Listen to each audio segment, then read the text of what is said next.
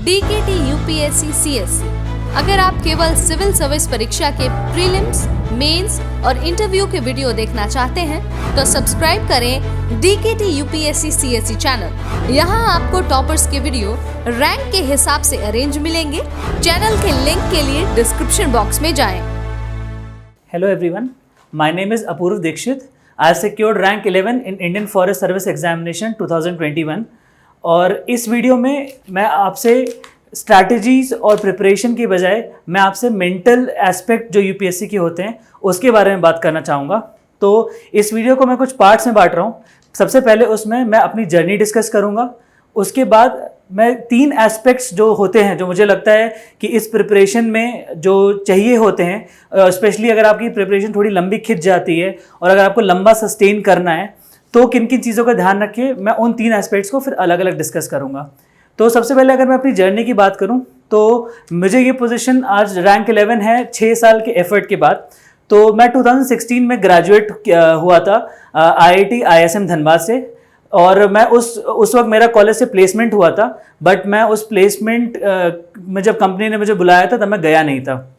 तो जब 2016 में मैं जस्ट दिल्ली आया था, ये बात होगी मई 2016 की, और उसके बाद जस्ट 2 या 3 महीने बाद मैंने अपना पहला प्रीलिम्स दिया था। उस प्रीलिम्स में बहुत एक्सपेक्टेशंस नहीं थी मेरी, क्योंकि मुझे लगा था मैं बहुत ही थोड़ा प्रिपरेशन नहीं थी ऐसी, और उस प्रीलिम्स में मेरा फिर क्लियर नहीं हुआ। और इस चीज़ को बहुत मेरा उसमें प्रीलिम्स क्लियर ना होना इतना मुझे दुख नहीं हुआ था, बिकॉज मुझे पता था प्रिपरेशन बहुत है नहीं, बहुत अंडर कुक्ड था मैं उस वक्त। और उसके वहाँ से बट उस रिज़ल्ट की वजह से मेरा कुछ टाइम का थोड़ा सा ब्रेक आया था कि मेरी पढ़ाई उस वक्त होना इमिडिएटली रिजल्ट के बाद थोड़ी सी मुश्किल हुई थी, डिस्पाइट द फैक्ट कि मेरी प्रीलिम्स की प्रिपरेशन बहुत अंडर कुक्ड थी। फिर अगले साल मैंने वापस से प्रीलिम्स दिया। ये पूरा साल की प्रिपरेशन के बाद था, पूरे साल की मेहनत के बाद था। मैंने 2017 में प्रीलिम्स उस वक्त शायद जून में होता था, तो उस वक्त प्रीलिम्स अपीयर किया और ये पूरी प्रिपरेशन के बाद था। बट अनफॉर्चुनेटली मेरा उस टाइम भी प्रीलिम्स क्लियर नहीं हुआ था। उस टाइम वो जो प्रीलिम्स शायद एक क्वेश्चन से ही रहा था, बहुत माइनर नंबर मार्क्स से मैंने वो कट ऑफ मिस किया था। बट उस प्रीलिम्स के बाद बहुत निराशा थी, बहुत हताशा थी। It was difficult for me to pick myself up, क्योंकि मुझे लगा था मैंने साल भर बहुत एफर्ट डाला है और चीज़ें नहीं मेरे जिस तरीके से मैं चाहता था वैसे पैन आउट नहीं करी, और वो प्रीलिम्स के बाद मेरे लिए थोड़ा सा पढ़ना बहुत मुश्किल हो रहा था। तो उस वक्त मैंने इमिडिएटली प्रिपरेशन से ब्रेक लेने का डिसाइड किया था। उस वक्त चांस की बात थी कि जस्ट SSC CGL 2017 का एग्ज़ाम था, जो मैंने हार्डली बहुत ही कम टाइम की प्रिपरेशन, शायद 1 या 2 हफ्ते में शायद Tier 1 से पहले पढ़ा था, और मैंने वो एग्ज़ाम दिया था। एंड फॉर्चुनेटली फॉर मी वो एग्ज़ाम थोड़ा सा ठीक सा चला गया था। तो यहाँ पे Tier 1 था, और ये बात कर रहा हूँ मैं आपसे अगस्त 2017 की, राइट। तो अगस्त 2017 से फिर उसके बाद Tier 2 वगैरह हुआ था। मैंने लगभग 4-5 महीने का ब्रेक था मेरी प्रिपरेशन, जब मैं यूपीएससी से इस प्रिपरेशन से सिविल सर्विसेज से थोड़ा सा दूर था। फिर आया नेक्स्ट अटेम्प्ट। मैंने नेक्स्ट अटेम्प्ट 2018 मैंने बैक टू बैक की सारे अटेम्प्ट्स दिए हैं। 2018 के अटेम्प्ट के लिए मैंने जनवरी से पढ़ना चालू किया था। इस अटेम्प्ट में मेरे को प्रीलिम्स को लेके बहुत डर था, तो मैंने प्रीलिम्स की तैयारी थोड़ी सी पहले से चालू करी थी। और मैंने जब इसमें प्रीलिम्स जब दिया और उसके बाद जब मार्क्स आए तो मैं बहुत बाउंड्री लाइन पे था, मतलब हो भी सकता था नहीं भी हो सकता था, उस डिलेमा में फंसा हुआ था। तो उस वक्त जब जब तक रिजल्ट उस वक्त 40 डेज़ में आता था, तो उन 40 डेज़ तक मैं मोस्टली रिजल्ट का वेट कर रहा था। रिजल्ट की एंग्जाइटी थी कि होगा नहीं होगा, जो इतने आई थिंक माइंडलेस डिस्कशंस चलते हैं कि इसका आंसर ये होगा, उसका आंसर वो होगा, उन सब में मैं फंसा था। और आई थिंक 40 डेज़ तक मेरी पढ़ाई बहुत हुई भी नहीं थी। बट उन 40 डेज़ के बाद जब रिजल्ट आया तो मेरा हो गया था। मैं ये इसलिए बता रहा हूँ कि वो 40 डेज़ खराब हुए थे बिकॉज उन 40 डेज़ की वजह से मुझे, जब मैंने मेंस दिया था, मुझे ये लग रहा था कि ये मेंस होना बहुत मुश्किल होगा, बिकॉज आपने ऑलरेडी वो 40 डेज़ खराब कर दिए हैं। आपको मुश्किल से 100-110 डेज़ मिलते हैं, और उसमें से आप compete कर रहे होते उन लोगों से जो प्रोबेबली सेकेंड मेंस और थर्ड मेंस दे रहे होते हैं, या फिर इवन ज़्यादा।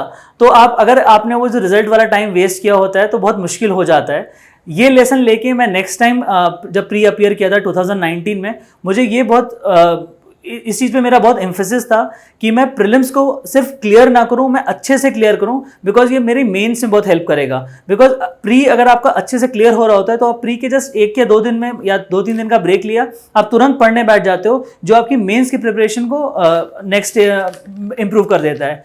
वैसे ही हुआ, मैंने उस टाइम प्रीलिम्स में मेरा बहुत अच्छा स्कोर था, आई थिंक 120 स्कोर किया था मैंने उस टाइम प्रीलिम्स में। और उस वक्त भी मेंस भी क्लियर हुआ और मैं इंटरव्यू स्टेज तक पहुंचा था। इंटरव्यू जब मैंने दिया, इंटरव्यू थोड़ा सा मेरे हिसाब से नहीं हुआ था, और जब फाइनल रिजल्ट आया था 4 अगस्त 2020 को, उस वक्त मेरा सिलेक्शन नहीं हुआ था। उस सिलेक्शन ना होना, ऑब्वियसली आपको सिलेक्शन किसी भी स्टेज पे ना होना हर्ट करता है, बट वो सिलेक्शन ना होना मुझे बहुत ज़्यादा हर्टफुल, कुछ हद तक मैं बोलूँगा कम हर्टफुल था, बिकॉज मुझे ऐसा लगा था कि मेरे पास स्कोप था काफ़ी इम्प्रूवमेंट का। तो वहाँ पे मैंने उसके बाद मैंने नेक्स्ट अटेम्प्ट की तैयारी शुरू करी। उसका जो नेक्स्ट अटेम्प्ट का प्रीलिम्स 4 अक्टूबर को था, मैंने प्रीलिम्स की तैयारी करी। अगेन प्रीलिम्स में काफ़ी अच्छे मार्क्स आ रहे थे, और फिर उस वक्त मेंस दिया था।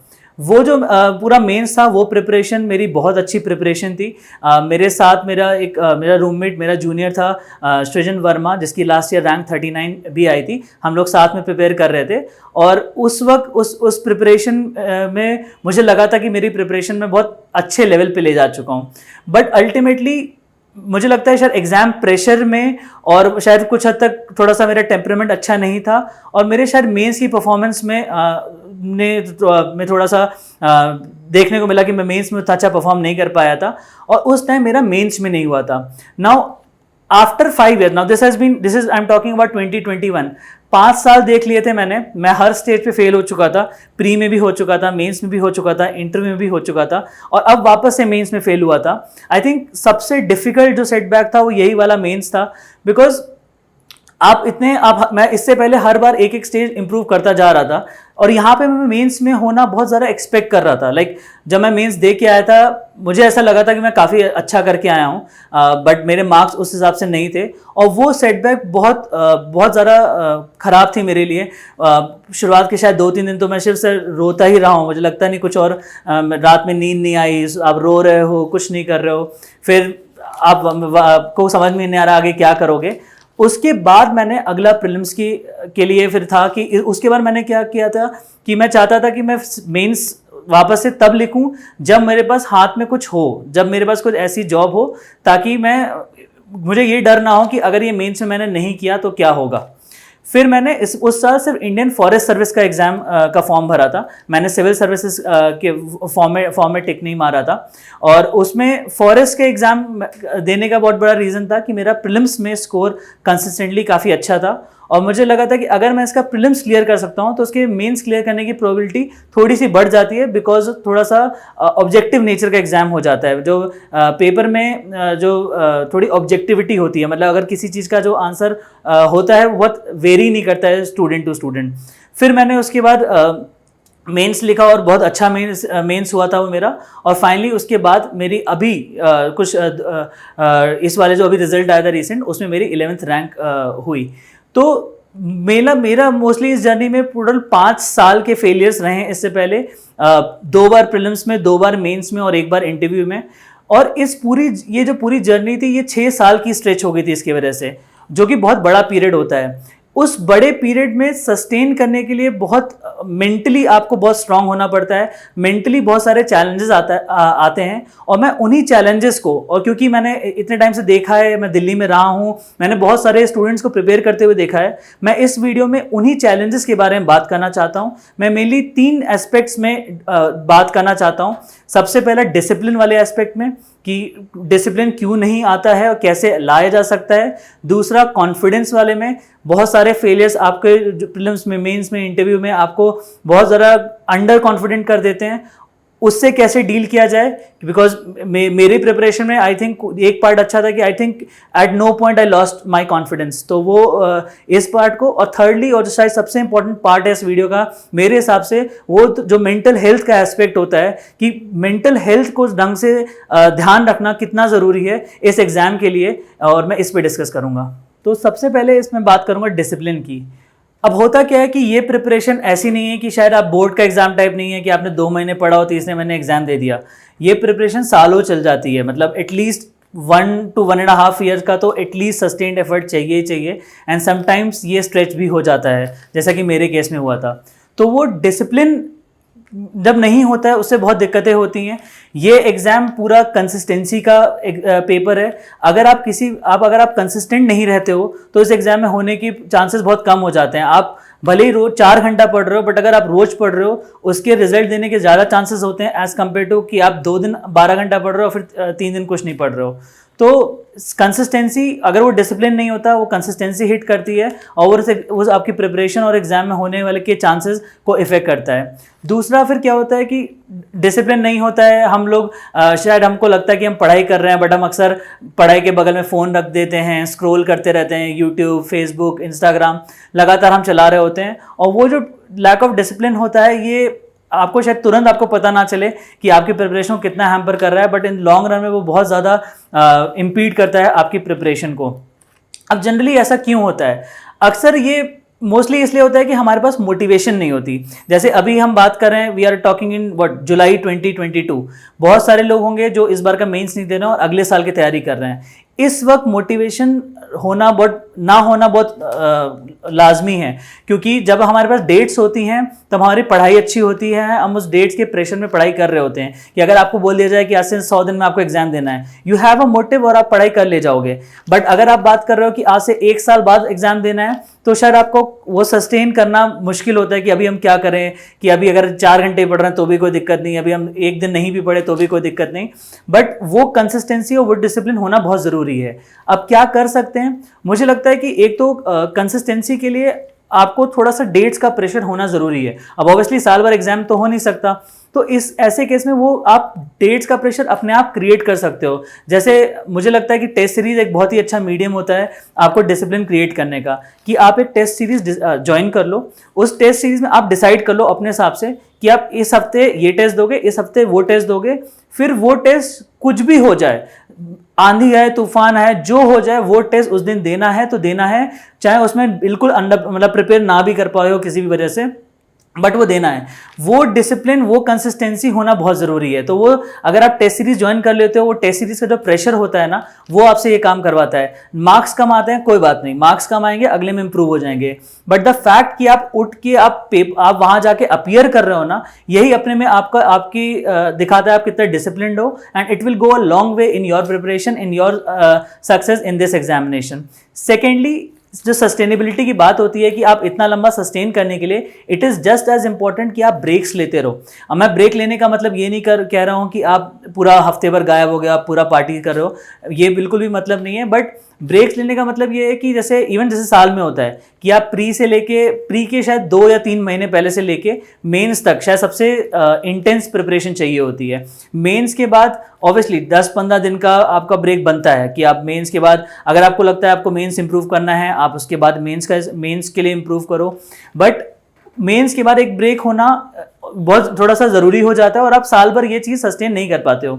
ऑल्सो इवन वीकली बेसिस पे अगर आप ले सको, it is not vital, but अगर आपको जैसे संडे शाम आपने ऑफ ले लिया, या इवन अगर दिन में होता है कि आप शाम को थोड़ा किसी बगल में पार्क का चक्कर लगाने चले गए, वो सस्टेनेबिलिटी के लिए वो ब्रेक्स लेना बहुत ज़रूरी हो जाता है। Don't run yourself to the ground. याद रखो, ये मैराथन है, ये स्प्रिंट नहीं है। ये ऐसा नहीं है कि हम आज 12 घंटा पढ़ेंगे और कल 12 घंटे पढ़ेंगे और पढ़ते चले जाएंगे। साल भर ये सस्टेनेबल नहीं होता है। वॉट सस्टेनेबल आवर्स, कोई घंटे का एग्जाम है नहीं कि आप इतने घंटे देना ज़रूरी होता है, ऐसा कुछ नहीं होता। जो भी आपको लग रहा है जस्ट सस्टेनेबल बेसिस पे दो, ब्रेक्स लेते रहो, मेक श्योर आपका शेड्यूल सस्टेनेबल हो और थोड़ा सा अपने ऊपर डेट्स का प्रेशर रखो। तो ये हो गया पहली पार्ट। अब नेक्स्ट इंपॉर्टेंट एस्पेक्ट आता है कॉन्फिडेंस का। अब कॉन्फिडेंस ऑब्वियसली आप जब बार बार फेलियर्स देखते हो कि कभी प्री नहीं पार हो रहा है, कभी मेंस नहीं हो रहा है, बहुत सारे मेरे साथ के ही फ्रेंड्स ऐसे हैं कि कभी आपका प्री 1 नहीं निकला, 2 बार नहीं निकला, 3 नहीं निकले, 4 नहीं निकले, 5 प्री लगातार नहीं निकल रहे हैं। इट इज़ वेरी नेचुरल कि आपका कॉन्फिडेंस थोड़ा सा नीचे जाए, but it is equally vital कि आप वहाँ से वापस आओ, क्योंकि ये जो कॉन्फिडेंस सेटबैक होता है ये लाइफ टाइम आप कैरी कर सकते हो इस चीज़ को। कि कोई भी जो भी आपका एग्जाम होता है, ये आपकी कभी भी एबिलिटीज़ का का रिफ्लेक्शन नहीं हो सकता है, राइट। तो वो जो कॉन्फिडेंस होता है उसको नहीं खोना बहुत ज़रूरी है, क्योंकि अगर आप अंडर कॉन्फिडेंट जाते हो वो हर जगह आपको इम्पैक्ट करता है। फॉर एग्जाम्पल, आप कई लोग बोलते हैं कि मेरी हिस्ट्री वीक है। अगर आपको लगता है आपकी हिस्ट्री वीक है, this statement is a valid statement to make 2 months before your prelims exam, क्योंकि अब तब आप 2 महीने में आप उसको इंप्रूव कर सकते हो। बट अगर आप एग्जाम से एक दिन बोल रहे हो कि यार मेरी हिस्ट्री वीक है, तो पक्की बात यह है कि एग्जाम में प्रीलिम्स का क्वेश्चन एक हिस्ट्री का आएगा, जहां पे आप उसको हिस्ट्री देख के आप उसको फाइट भी नहीं दोगे इस क्वेश्चन में। जबकि उस क्वेश्चन में अगर आप थोड़ा भी ध्यान से पढ़ते, कभी बार होता है कि आपका कोई हिस्ट्री में वर्ड है, उस वर्ड को 2 पार्ट में आपने डिवाइड किया और आपको कुछ समझ में आने लग जाता है और आपको आंसर दिख जाता है। बट अगर आप वो आप अंडर कॉन्फिडेंस लेके जा रहे हो कि यार मेरी हिस्ट्री वीक है, तो वो क्वेश्चन आपसे पक्का नहीं होगा, वो पक्का छोड़ के आ जाओगे, ठीक है। तो एक आपको वहां पर कॉन्फिडेंस रिफ्लेक्ट होता है। दूसरा, आपका एग्जाम टेम्परामेंट जो होता है कि कई बार हम इतना अंडर कॉन्फिडेंट जाते हैं कि हमारे एग्जाम में हम अपना टेम्परामेंट लूज कर देते हैं और हम एग्जाम में अच्छा परफॉर्म नहीं कर पाते हैं जितना हम अच्छा परफॉर्म कर सकते हैं। तीसरा, कई बार होता है उस कॉन्फिडेंस की वजह से हम अपने आप को आइसोलेट कर लेते हैं, हम लोगों के बीच नहीं जाते हैं। हम कई बार कुछ ग्रोसरी लेने गए तो कोशिश करते हैं कि कोई देख ना ले। तो ये कॉन्फिडेंस अगर हो रहा है ना, तो ट्रस्ट मी, ये आपकी और आपकी पर्सनैलिटी को बहुत इम्पीड कर रहा है। ये आपको रिकॉग्नाइज करना चाहिए। देखिए, ये जो एग्ज़ाम है, ये आपसे किसी ने बोला नहीं था कि ये एग्ज़ाम दो।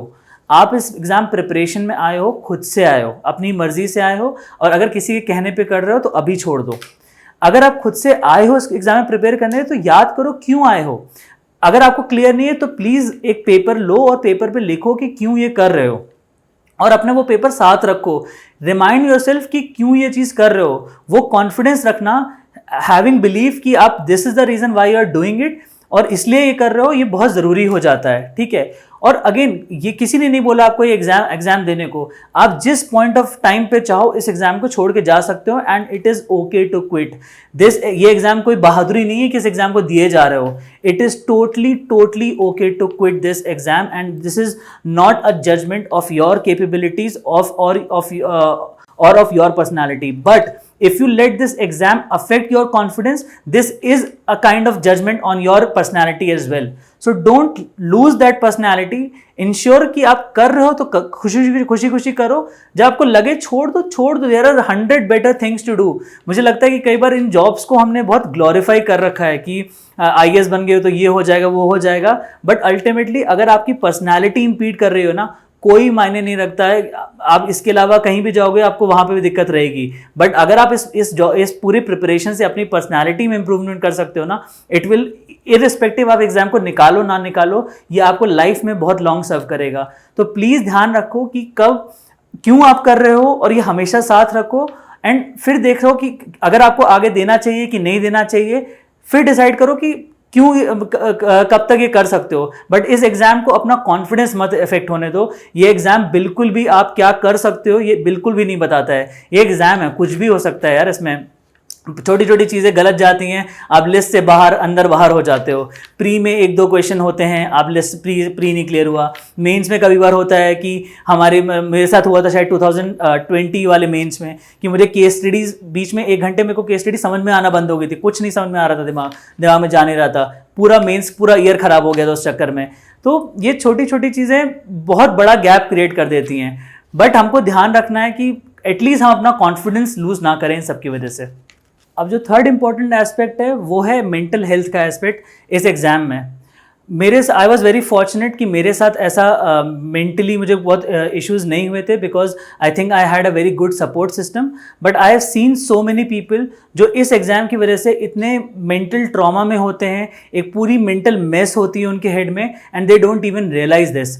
आप यहाँ पे आप पटेल नगर से लेके ओल्ड राजेंद्र नगर निकल जाओ, आपको स्ट्रेस की वजह से हेयर फॉल बहुत कॉमन दिखने को मिल जाएगा। लड़कियों में अक्सर PCOD देखने को मिल जाता है, और इसके जो स्ट्रेस होता है इसके बहुत सारे फिजिकल रिप्रिकॉशंस होते हैं। अभी मेरी कुछ दिन पहले एक फ्रेंड से बात हो रही थी, वो बता रहा था कि उसको प्रीलिम्स के बाद इतना ज़्यादा स्ट्रेस था कि उसकी पूरी बैक एक कर रही थी, and he couldn't even stand. और इवन मैं अगर अपनी बात बताऊं तो लास्ट ईयर प्रीलिम्स के पहले कुछ एक छोटा सा पीरियड था 2-3 महीने का, जहाँ पे बहुत ज़्यादा स्ट्रेस फील करता था, क्योंकि मैं जैसे मैंने बताया था उस टाइम पे कि मैं उस वक्त मेंस में नहीं हुआ था, और जब आप इंटरव्यू के बाद जब आपका मेंस क्लियर नहीं होता है तो आपको बहुत ज़्यादा इम्पैक्ट पड़ता है, और जब आप प्रीलिम्स देने जा रहे हो तो उस वक्त बहुत ज़्यादा प्रेशर मैं फील कर रहा था। वो इतना होता था कि मुझे कभी लगता था मेरा सर फट जाएगा पूरा, और आई डिड, मतलब जो नई चीज़ें करनी चाहिए, मैं कॉम्बी फ्लम खा के रेड बुल पी रहा हूँ जस्ट टू मेक श्योर कि मैं पढ़ाई कर पा रहा हूँ, but this is not a very healthy thing to do, और लॉन्ग टर्म में इसके बहुत ही खराब रेपरकशंस होते हैं। ये एग्जाम आपकी फिजिकल और आपकी मेंटल हेल्थ से बड़ा नहीं है। This is the biggest asset that you have, and please make sure कि आप ये इस चीज़ को लूज़ ना करो। आपकी मेंटल हेल्थ और आपकी फिजिकल हेल्थ बहुत वाइटल है आपके आगे के हेल्दी लाइफ के लिए, तो डोंट प्ले विद दिस। और ये एग्जाम ऐसा प्रेशर डालता है कि ऐसा हो जाता है। अब ये जो स्ट्रेस होता है, ये जो प्रेशर होता है, आप बहुत जो आप इस मेंटल, जो आपकी मेंटल मेस होती है, आप इससे एग्जाम का टेम्परामेंट इफेक्ट होता है। आई नो माई फ्रेंड्स कि आप एग्जाम में जा रहे हो, आपको ब्लैकआउट हो जा रहा है, you are not able to concentrate properly, आप क्वेश्चंस नहीं सॉल्व कर पा रहे हो, और this is not just exam निकलना बहुत छोटी सी बात हो जाती है, बट ये लाइफ लॉन्ग बहुत बड़ा स्कार है जो आप शायद कैरी कर सकते हो। So please don't play with this. अब इसके लिए क्या किया जा सकता है? सबसे पहले, if you are feeling the impact, अगर आपको लग रहा है that you are not in a good mental state, अगर आपको ये ज़्यादा लग रहा है तो प्लीज़ टेक प्रोफेशनल हेल्प। मैं कोई डॉक्टर नहीं हूँ, बट आई कैन रिकमेंड कि ऐसे में प्रोफेशनल हेल्प ही आपको इससे बाहर ला सकती है। तो बिल्कुल भी शर्माने की ज़रूरत नहीं है। आप लोग प्रिपरेशन कर रहे हो, you know the mental health issues जो इस वक्त सब लोग फेस करते हैं। Please take professional help if you are facing this issue. Secondly, और क्या कर सकते हैं? Secondly, please talk to people. लोग कोई भी हो सकता है कि आप किसी से भी अगर बात कर सको, और बहुत ईमानदारी से अगर अपने आप फेलियर्स एडमिट करते हो कि हाँ मुझे ये दिक्कतें हो रही, ये फेलियर एडमिट करते हो, आप सामने वाले बंदे से ज़्यादा रिलेट कर पाते हो, वो बंदा भी ज़्यादा एम्पथाइज कर पाता है आपके साथ, और आप ऐसे करके आप रियलाइज़ करते हो कि आप अकेले नहीं हो। और जो भी आप डिफिकल्टीज के थ्रू आप जा रहे हो इस एग्जाम की प्रिपरेशन में, I know it's very traumatic, I know it can be extremely mentally very very harsh on you, but अगर आप बात करोगे, आप रियलाइज करोगे कि आप अकेले नहीं हो, और उस वक्त शायद आपको थोड़ा हल्का महसूस हो। तीसरा, इस एग्जाम में सबसे, आई थिंक मेरे लिए सबसे इंपॉर्टेंट रहा है कि जो फैमिली का सपोर्ट रहा है। फैमिली को अपने क्लोज रखना, it's very very very vital for this examination, कि नो मैटर वॉट, जैसे मेरी घर पे अक्सर सुबह 9 बजे के राउंड में घर पे फ़ोन होता ही होता है। नो मैटर वॉट, मेरा एग्ज़ाम निकले ना निकले, कुछ हो जाए, 9 बजे घर पे बात होनी है तो होनी है। रात को मेरी अक्सर मेरे भाई से बात हो रही होती है, भाई कुछ भी हो जाए, रिजल्ट हो ना हो, भाई से बात होनी है तो है ही है। तो दीज आर द थिंग्स जो इररिस्पेक्टिव ऑफ एग्जाम आपके साथ कैरी कर रहे हो, तो इनको अपने क्लोज रखना बहुत ज़्यादा वाइटल होता है। आप फैमिली से लड़ के या फैमिली के अगेंस्ट जाके ये सब चीज़ें बहुत और फ्रिक्शन क्रिएट करती हैं। वो फैमिली का सपोर्ट होना कि कुछ भी हो जाए मेरी लाइफ में, ये लोग तो हमेशा साथ बंधे ही रहेंगे ना, तो ये बहुत इंपॉर्टेंट होता है कि आप मेंटली बहुत एक अपने उसमें जोन में नहीं जाते हो। And trust me, your parents understand you more than you think they understand you. आप कुछ भी हो जाए, the only thing your parents word, mummy हमेशा पूछते रहेंगी बेटा खाना खाते रहना अच्छे से, बेटा फ्रूट्स ले लो, बेटा ड्राई फ्रूट्स खा लो। पापा पूछते रहेंगे कि पैसे कम तो नहीं हैं, कुछ पैसे भेज दें। रियलाइज दिस इम्पोर्टेंस कि this is very very very crucial support in this preparation, and just hold them strong, hold them close to you, and this is something that is going to take you through this long preparation. Fourthly, your friends. This preparation मेरे case में I think बहुत बड़ा contribution मेरे friends का रहा है. I've had some very very good and very close friends, very small set of friends but very close. I am very close to them. हर 3-4 दिन में उनसे बात होना, वीकली बात होना, इट हेल्प्स कि एक आपका ब्रेक हो जाता है कि आप अपने जो यूपीएससी का जो पूरा अपना वो एक शेल होता है उससे बाहर निकल जाते हो। दूसरा, प्रॉब्ली कई बार अगर वो फ्रेंड्स प्रिपरेशन में हैं या कुछ और फील्ड्स कर रहे हैं, कई बार आप जॉब वाले लोगों से बात करते हो, आपको लगता है कि यार इनकी ज़िंदगी में भी उतनी दिक्कतें हैं। It helps you feel better. I mean आपको लगता है कि यार सबको ये सेम ही प्रॉब्लम में तो हैं, और अल्टीमेटली यार ये एग्ज़ाम निकल भी गया ना, कुछ अगर आपको प्रॉब्लम्स पहले थी तो कुछ नहीं होगा, एक सेट ऑफ प्रॉब्लम से आप नई सेट ऑफ प्रॉब्लम्स में चले जाओगे और कुछ नहीं होगा। ये एग्जाम आपकी लाइफ का एक पार्ट है, आपकी लाइफ नहीं है। Don't make this exam your entire life, ठीक है। एग्जाम है, अगर आप एग्जाम से पहले खुश रहना जानते हो, एग्जाम के बाद भी आप खुश रह सकते हो। And trust me, I know people जो एग्जाम से पहले भी ना खुश थे, एग्जाम निकल गया, आज वो सर्विस में है, उसके बाद भी ना खुश हैं। It will not change the way you see and the way you perceive life, right? तो at the end of the day this is just a job and maybe a good job, but trust me, there are 10,000 better things to do in life than this job itself. तो please इस exam को एक exam type लो, इस exam को अपना जीवन ना बना लो, इस एग्जाम के बियॉन्ड देखो। And trust me, there are, अगर आपको किसी पॉइंट पे लग रहा है ना कि ऐसा नहीं है कि नहीं मेरे तो सिर्फ यही है, आप एक बार बाहर निकल के देखो, आप एक बार मार्केट में निकल के देखो, छोड़ दो प्रिपरेशन थोड़े टाइम के लिए, देखो आप कहाँ क्या क्या कर सकते हो। What ever works for you, आप कुछ ना कुछ पाथ निकाल लोगे। यार हम लोग एक नए नए ऑप्शनल चेंज, कई लोग होते हैं 2-2 3-3 ऑप्शनल चेंज कर जाते हैं। एक ऑप्शनल की प्रिपरेशन 4 महीने ऑलमोस्ट ग्रेजुएशन के बराबर होती है। अगर आप किसी भी ऑप्शनल को स्क्रैच से कर सकते हो, पूरा कर सकते हो, पूरी ग्रेजुएशन 3-3 4-4 महीने में कर सकते हो, trust me, you are capable of doing wonderful things in life. आप कोई भी लाइफ स्किल, कोई भी स्किल डेवलप करके आप जॉब ले सकते हो। आपको भी ऐसा लग रहा है कि नहीं, मैं ये नहीं होगा तो मैं क्या करूंगा, trust me, there are thousands of opportunities lying outside. You are just caught in your own hole, जिससे आप बाहर नहीं निकल पा रहे हो। बट ट्रस्ट मी, बाहर निकलो, आपके पास बहुत अपॉर्चुनिटीज हैं। And lastly and most importantly मैं एक बात बोलूंगा कि इस एग्जाम, ये एग्जाम में देना कोई बहुत बहादुरी नहीं है। मैं निकल गया, मैं बहुत लकी फील कर रहा हूँ कि मैं लाइन के राइट साइड पे था। इस एग्जाम को क्लियर करने के मेरे को लगता है कि स्टार्स आपके अलाइंड होने चाहिए। आई फील लकी कि मैं लाइन के इस पार से ये बात बोल पा रहा हूँ। बट बहुत सारे, अगर मैंने मेहनत करी है, आई नो फॉर फैक्ट कि there are 10,000 people just like me who have work just as hard as I do. तो जैसे अभी जब क्लियर हो गया है तो बहुत सारे लोग मुझे बोल रहे हैं कि यू डिजर्व इट। मुझे नहीं पता मैं डिजर्व करता हूँ कि नहीं, and I am not in a position और I am not someone who can जज माई सेल्फ कि मैं डिजर्व करता हूँ कि नहीं। बट मैं ये ज़रूर जानता हूँ कि अगर मैं डिजर्व करता हूँ, there are 10,000 people probably even more who are just like me, who deserve it just as much, and probably they have just कुछ ना कुछ किसी रीज़न की वजह से वो लाइन के शायद इस पार नहीं है। तो बहुत it's very unfortunate because such is the competition in India कि शायद सबका क्लियर नहीं हो सकता।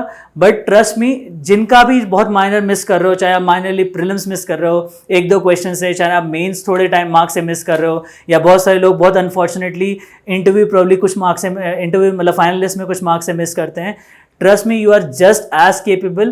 You are meant to do wonderful things, and it might be, मतलब मेरे लिए थोड़ा सा गलत होगा ये बोलना कि नहीं जो हो रहा है अच्छे के लिए हो रहा है, but trust me, जो हो रहा है वो अच्छे के लिए होता है। And there are so many things that you can do in your life, and trust me, you are meant for wonderful things.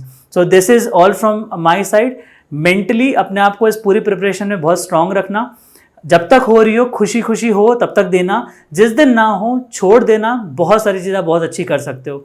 In the end I would like to thank DKT team to have given me this opportunity and to have to able to reach out to as many people as possible, because I feel this is something that is very important for all the aspirants, और जो सारे aspirants होते हैं सभी इसको face करते हैं। So again a very heartful thank to DKT team so that I am able to reach to all of you. Thank you so much.